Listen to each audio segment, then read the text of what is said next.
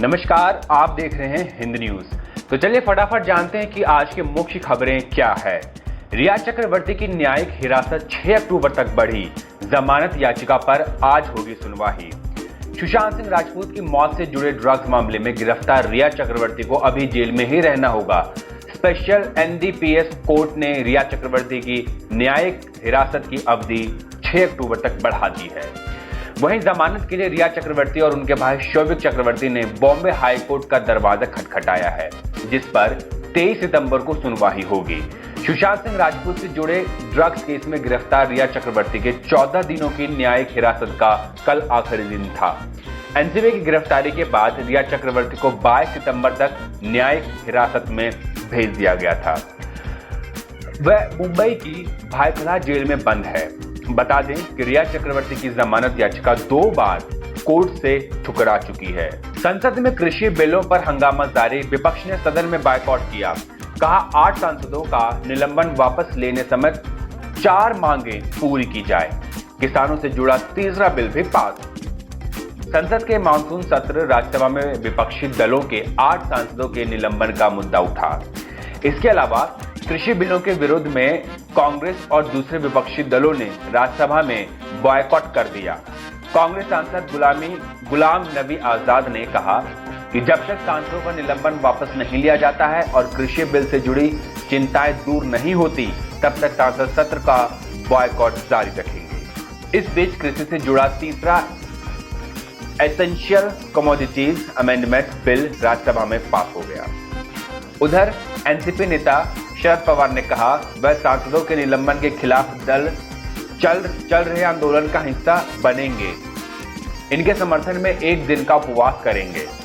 इस बीच 8 निलंबित सांसदों ने कल सुबह 11 बजे अपना धरना खत्म कर दिया। वे संसद परिसर में गांधी प्रतिमा के सामने सोमवार दोपहर से धरने पर बैठे थे। ड्रग्स चैट में बड़ा खुलासा, दीपिका पादुकोण की व्हाट्सएप चैट के स्क्रीनशॉट्स सामने आए। इससे गंभीर धाराओं में केस दर्ज हो सकता है, गिरफ्तारी भी मुमकिन। और ड्रग्स चैट मामले में नारकोटिक्स कंट्रोल ब्यूरो एनसीबी की जांच में बड़ा खुलासा हुआ है। सोमवार रात से इस केस में दीपिका पादुकोण और उनकी मैनेजर करिश्मा प्रकाश के बीच हुई बातचीत के हिस्से सामने आ रहे थे। इनमें दीपिका के लिए डी और करिश्मा के लिए के कोड नेम का इस्तेमाल किया जा रहा था, लेकिन दीपिका पादुकोण के व्हाट्सएप चैट के स्क्रीनशॉट्स मिले हैं। दीपिका करिश्मा के बीच यह बातचीत 28 अक्टूबर 2017 को हुई थी।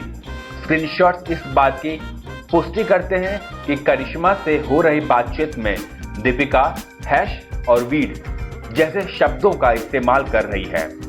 प्रतिबंधित ड्रग्स से जुड़ी भाषा में हैश का इस्तेमाल हशीश के नाम से होता है, हशीश के लिए भी होता है। दोनों के बीच बातचीत में यह साफ नहीं है कि हैश और वीड का इस्तेमाल किसके लिए हो रहा है। इस ड्रग्स की मात्रा का भी जिक्र नहीं है, लेकिन ये व्हाट्सएप चैट दीपिका की मुश्किलें बढ़ा देने के लिए काफी है। अगर वे जांच के घेरे में आती है और इन सब सबूतों को मजबूत माना जाता है, तो उनके खिलाफ गंभीर धाराओं में मामला दर्ज हो सकता है। कंगना वर्सेस जेएनएसयू की वाइस प्रेसिडेंट। दीपिका के ड्रग्स कनेक्शन पर कंगना ने कहा डिप्रेशन इसी का नतीजा। शेहला राशिद ने लिखा आप डिप्रेशन पीड़ितों को कलंकित कर रही। सुशांत सिंह राजपूत डेथ केस से जुड़े ड्रग्स मामले में दीपिका पादुकोण का नाम सामने आया है।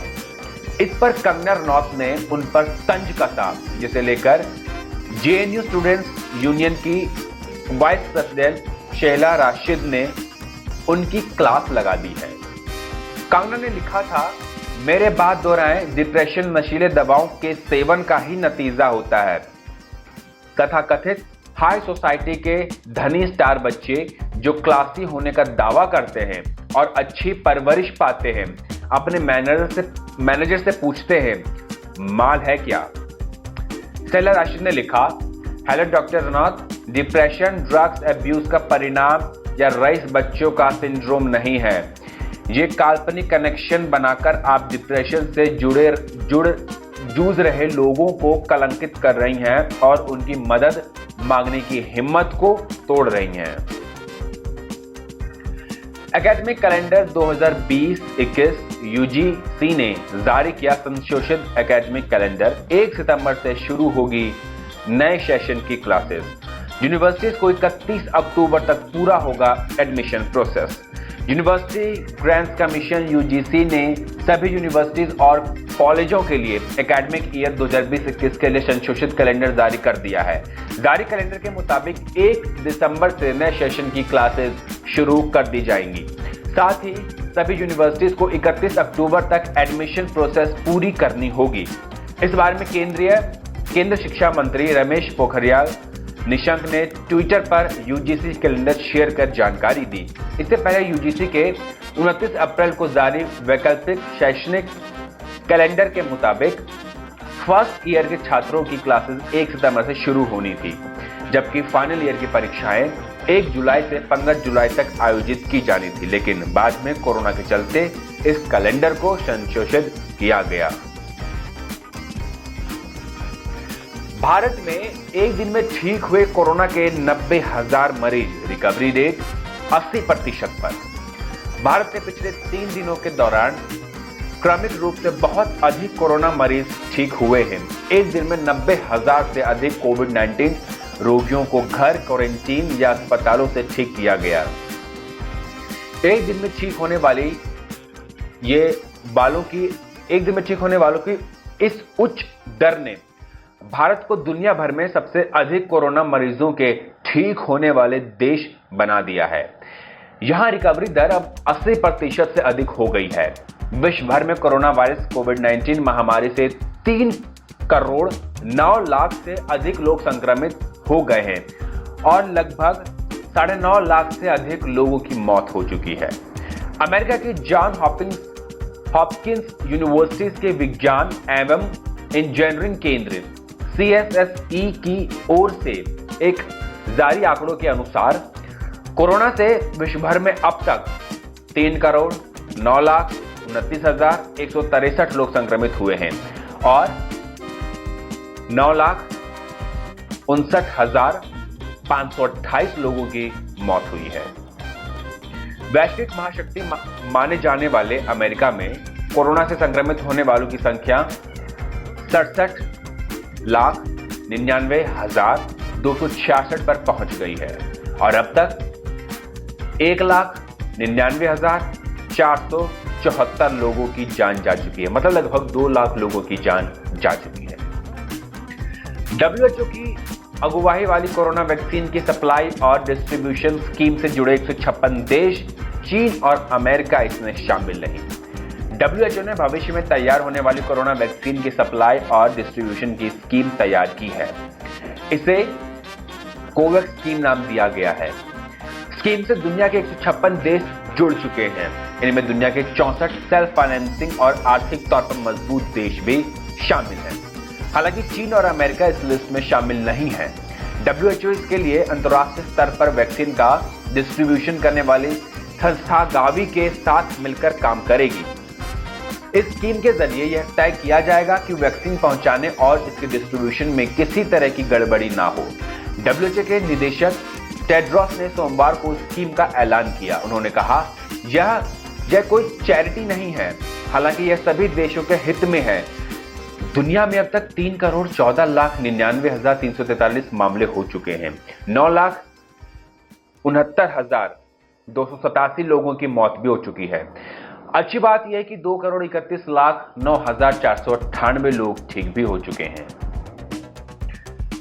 महाराष्ट्र चुनावी हलफनामे पर शरद पवार, उद्धव ठाकरे को इनकम टैक्स का नोटिस। राकांपा अध्यक्ष बोले, केंद्र को मुझसे कुछ ज्यादा ही प्यार है। चुनावी हलफनामे को लेकर राष्ट्रवादी कांग्रेस पार्टी प्रमुख शरद पवार, महाराष्ट्र के मुख्यमंत्री उद्धव ठाकरे, उनके बेटे आदित्य ठाकरे और बारामती के राकांपा सांसद सुप्रिया सुले समेत कुछ अन्य राजनेताओं को आयकर विभाग का नोटिस मिला है। सोमवार को मुंबई में एक प्रेस कॉन्फ्रेंस के दौरान राकांपा प्रमुख ने इसकी पुष्टि भी की है। उन्होंने आरोप लगाया है कि सरकार अपने राजनीतिक विरोधियों के खिलाफ इनकम टैक्स के नोटिस भिजवाकर उनके खिलाफ प्रोपेगेंडा खड़ा कर रही है।